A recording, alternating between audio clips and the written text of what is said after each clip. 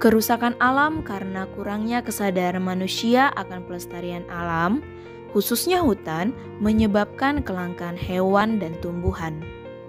Untuk itu, upaya yang dapat dilakukan adalah dengan pelestarian in situ dan ex situ. Pelestarian in situ adalah pelestarian hewan atau tumbuhan di dalam habitat aslinya, tanpa memindahkan hewan dan tumbuhan ke tempat lainnya.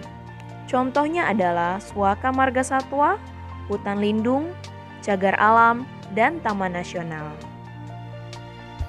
Suaka Marga Satwa adalah tempat perlindungan khusus bagi hewan yang terancam punah. Contohnya adalah Suaka Marga Satwa Muara Angke yang berada di Jakarta Utara. Di sini ada berbagai jenis hewan yang dilindungi. Cagar alam adalah tempat pelestarian hewan dan tumbuhan yang dilindungi oleh undang-undang dari ancaman kepunahan.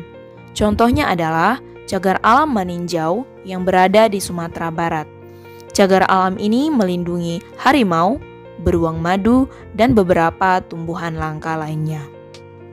Sedangkan Taman Nasional adalah tempat pelestarian hewan dan tumbuhan yang juga dapat dimanfaatkan untuk penelitian ilmu pengetahuan dan pendidikan. Contohnya adalah Taman Nasional Gunung Leuser yang berada di Provinsi Aceh dan Sumatera Utara.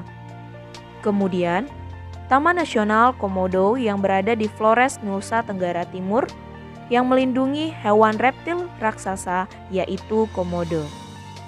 Dan Taman Nasional Waikambas yang berada di Lampung melindungi hewan gajah. Di sini gajah dirawat dengan baik, bahkan Taman Nasional ini dapat digunakan sebagai tempat wisata.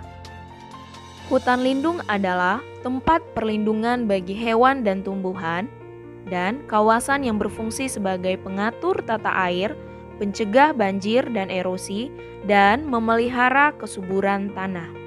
Contohnya adalah hutan lindung Wehea yang berada di Kalimantan Timur, yang melindungi orang utan, macan, dan beruang madu.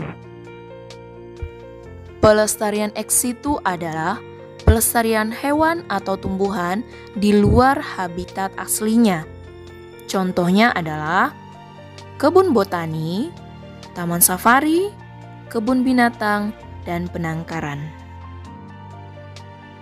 Kebun botani adalah lahan yang ditanami berbagai macam tumbuhan yang ditujukan untuk penelitian, koleksi, dan pemeliharaan. Contohnya adalah Kebun Raya Bogor yang berada di Bogor, Jawa Barat. Di sini berbagai jenis tumbuhan dibudidayakan. Bahkan ada pohon yang sudah sangat tua. Taman safari adalah tempat wisata keluarga yang berorientasi pada kehidupan satwa di alam bebas. Contohnya adalah Taman Safari Indonesia yang berada di Jawa Barat.